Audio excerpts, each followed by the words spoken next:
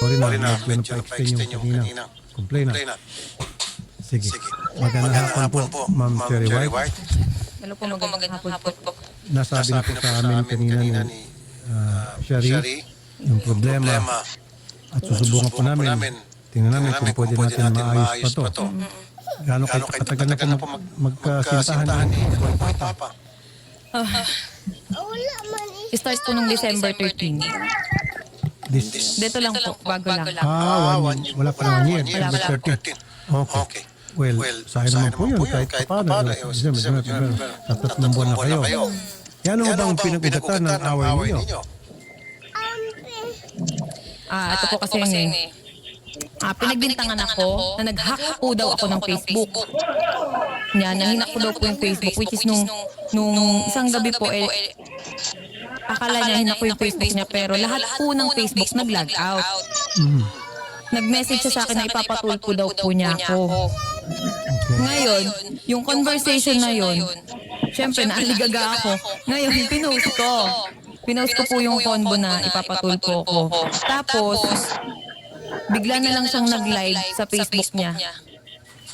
Nagsalita po siya ng mga kasiraan about sa akin. Katulad po ng walker ako, magulang ko po, adik, may matanda daw po ako. Yun po yung mga sinabi niya sa akin sa live. 1 hour po siyang naka-live. Pero pagkatapos niya, nag-usap na ba kayo, ma'am? Hindi po. Okay. Hindi mo natanong sa kanya ba't nagawa yun? Wala ba siya yung pagsisisi or pag nag-post later on na bakit nagawa yun o hindi ba siya nag-reach out at gusto mo sa pagbati? Wala po. Bakit siya pa magpapatulpo? Ayun nga po hindi ko maintindihan bakit ako pa ipapatulpo kasi may ebidensya daw po siya na pinapahack ko yung account niya, yung Facebook niya. Anong ebidensya pang hawak niya? Hindi ko po alam, nung gabi po yun, lahat yun nag-log out yung Facebook. Pero kung kayo po ay magkasintahan, ba't kinakailan pa i-hack yung kanyang... Hindi ko nga alam, hindi ko po gawain yun. Pero yun po ba na-explain mo na sa kanya? In-explain ko po, pero sunod-sunod yung rant niya sa akin. Nasabihan niya pa ako ng bad words na ulul ka, alam ko ikaw may gawa nito. Pero nung time na po yun, lahat ng Facebook nag-log out. Okay. At Nagkaroon po talaga ng down po. Ang meta po nung araw po yun. Facebook, Messenger, and Instagram po. yung Nag-down po talaga. alam niya at nasabi sa kanya. Hindi ko po alam. Pero nung time na po na yun, sinabi ko sa kanya yun na paano na-hack, nagko-content kami dito na na-log out lahat ng Facebook. Sabi niya, ulul ka, ikaw lang nagawa nito, alam ko yung ginagawa mo. Pero ano ang motibo para gawin niyo sa kanya? Hindi niyo ba naipaliwanag sa kanya na bakit ko gagawin yun, ba't kita i-hack? Sir, puro bad words po yung sinabi niya. Ako, kalmado lang. Sabi ko, hindi ko gagawin yun. Nandito po yung conversation sa akin. Pero sa palagay niyo po, bakit niya naisip yun? Maraming Siguro po dahil din po tama. galit siya. Galit siya. Bakit po siya galit Sir, siya? hindi magalit yun, nakakatakot. Kaya nga boy tapang eh. Oo, nakakatakot talaga. Dapat prepared ka na kung nung makapag-relasyon ka sa kanya. Hindi, kaya nga po nagwalay na ako eh. Ayaw niya. Ayaw niya. Siguro give it a try. Kasi siyempre ma'am, nung pinasok mo relationship with him, alam mo kung ano yung karakter yung pagkatao niya. Dapat tanggapin niya, Kasi credit ka. nakakilala kami, hindi po siya ganun. Sobrang lambing niya. Sobrang bait niya. Okay, maganda sinabi mo. So ano sa tingin mo ang dahilan nung sobrang bait niya, sobrang lambing niya, biglang nag 360 degrees? Sir, selos. Ayun. Yan sinasabi nila, huwag ka kasing magkaroon ng kasintahang maganda. Di ba? Kasi kung ikaw magkasintahang maganda, talagang marami kang problema dyan. Siyempre, Sir, maganda. Hindi po daw ako maganda. Kasi sinasabi niya sa live, unggoy ka din, tanggalin mo yung maskara mo. Kasi sir, ritoke daw po yung ilong ko. Walang masama ko rito. Doon sa mga siloso, huwag na kayo magkasintahan ng gwapo at maganda para hindi na kayo magsiselos. Wala na aligid-aligid. Diba? So, nagsiselo siya. Baka naman may pagbasyan man para maging care. Baka naman may pagbasyan yung pagsiselos niya. Sir, ito nga pilit kong sinasabi noon sa social media, ilabas mo kung anong dahilan ng hiwalayan natin. Bakit hindi mo malabas? Kasi sir, ayoko magsalita masisira siya. Hindi, pero ma'am, kasi wala siya dito. Subukan natin tawagan. Yung bang, okay, dati malambing siya. Sabi niya, sweet. Sobra. Oo. Parang Siyempre, prinsesa. tama lang yun. Usually, ganun talaga pag manliligaw. Pag tumagal-tagal na, hindi naman lahat. Medyo may pagbabago. Pero, what led to it? Ano po yung mga nagawa mo sa tingin mo sa kanya na para naging ganun po yung kanyang pag-aasal na ngayon sa inyo? Kasi ganito po yun, nag-start yan pati dun sa ano. May nagpa-picture sa akin sa Alcoy, sa Cebu. Nag-away po kasi kami dati. Lagi kami nag-aaway. Laging punto selos. Siyempre ako nagselos din ako, pero yung pinagsiselosan ko nasa lugar. Okay. Nasa Ano po tao. sa Cebu? Yung sa Cebu, sir, ganito yan.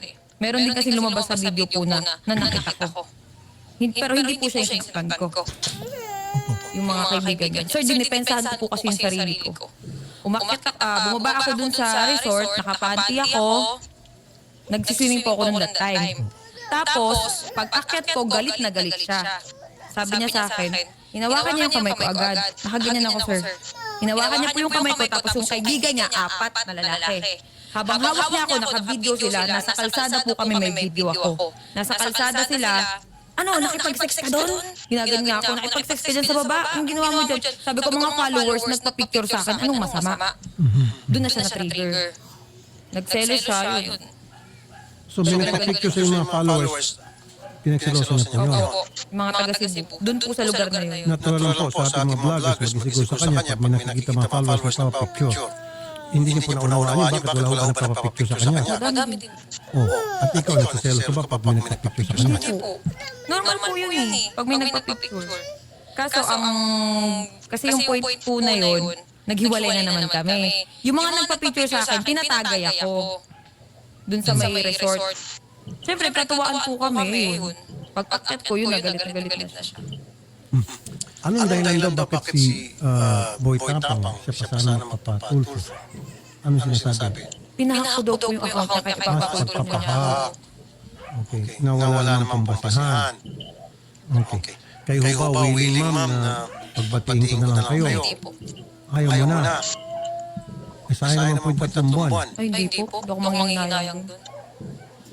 Anong dahilan ba't nandito po kayo ngayon? Gusto ko po kasi sabihin sa kanya na kasi sa social media po tinitira na yung ko yung mental health ko talaga.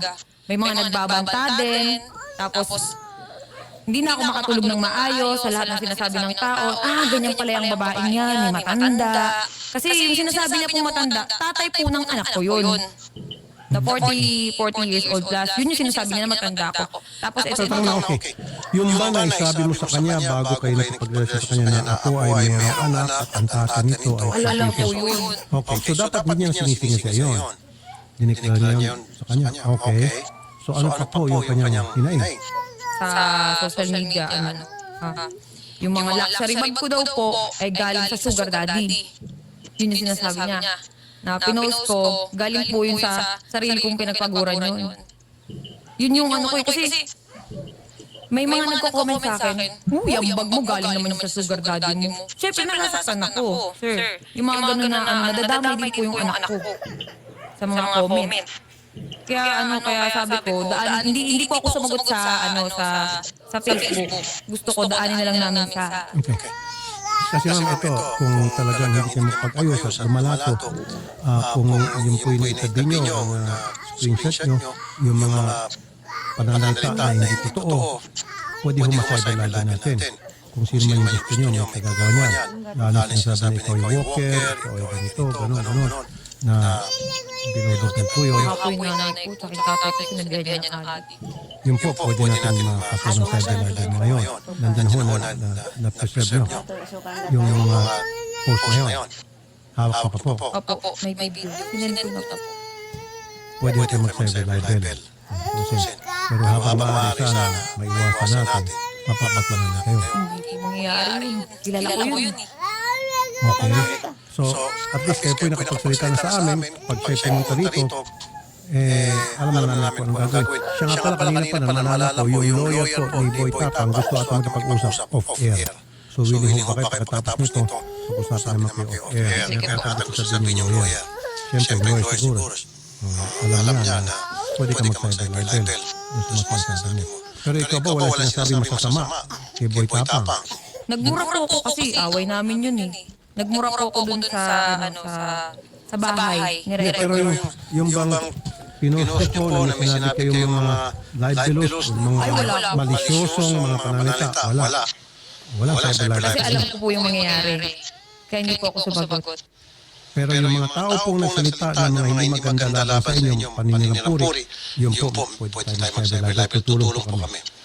Okay. Sige po. Si Boy Tapang daw, mamaya na lang daw magsalita. May Actually, panawagan. may post po siya sa Facebook 20 minutes ago kanina po.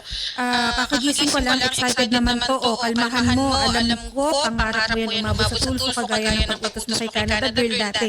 Asa na ang tawag, hinihintay ko. Pero tinatawagan natin, sir, wala pong sumasagot po. Saan? Pupuntahan na lang daw po si Boy Tapang. Hindi yung tinatawagan? Ano? Hindi po, tinatawagan po natin, sir. Ringing po, hindi po sumasagot. Pero nakausap natin kanina yung lawyer, di ba? Opo, hindi po sumasagot. Tapos kanina, ngayon po, kinat-reach niyo po. Yung number po na ibinigay po ni Ma'am Kasi Sherry nga, White. ayaw nga nila ng on-air. Ang gusto nila off-air. Yung Yung lawyer, lawyer daw po ang yung hindi lawyer ka po, Ma'am Cherry White, willing natin magpag-usap. So, mas maganda kung lawyer, alam niya na anong pwede mangyari base doon sa mga sinabi mo na. Actually, Sir Rafi, meron din po akong lawyer. Pwede din po rin yun. Pwede din po siyang yun din yung makipag-usap. Lawyer to lawyer. Opo. Patay na mukhang tumitindi na to. Ako maris ano, kayong dalawa lang. Mas mabilis kung kayong dalawa lang. Kasi pag lawyer to lawyer, medyo ibang level na. Kaya na po kasi ako sa social media. Wala Wala yung anak ko. walang pag-asa magkabalikan Wala kayo. po. Ano po mensahe niyo kay Boy Tapang? Huwag ko kayo magsalita ng mga Alam ko po yun. Alam ko. Sige. Kasi sa Facebook nga po, hindi ako nagsalita na hindi maganda. Dito pa po kaya. Sige po, ano po yung mga gusto sabihin sa kanya? Nanonood po siya malamang kasi kinat-release po siya, pinatay niya yung cellphone. Ano po ang gusto niyong ayan po tingin sa camera. Mensahe niyo po sa kanya. Wala. Good luck. Yun lang. Good luck. Good luck sa'yo. Good luck sa atin. Yun lang po. Yun lang po. Woman of few words. Sige po, well, good luck din po. Mamaya po, ma'am. Siguro off-air ayaw nila. Subukan natin na on-air. So, lawyer mo, lawyer. Pag-usapan natin. Salamat, ma'am. Good luck po sa inyong dalawa. Magandang hapon po. Guwapo. Hanapin niyo yung pangit para wala na kayong problema. Hindi na magkaswangit yung mga mukha niyo. Ito yan. Talagang kawain sa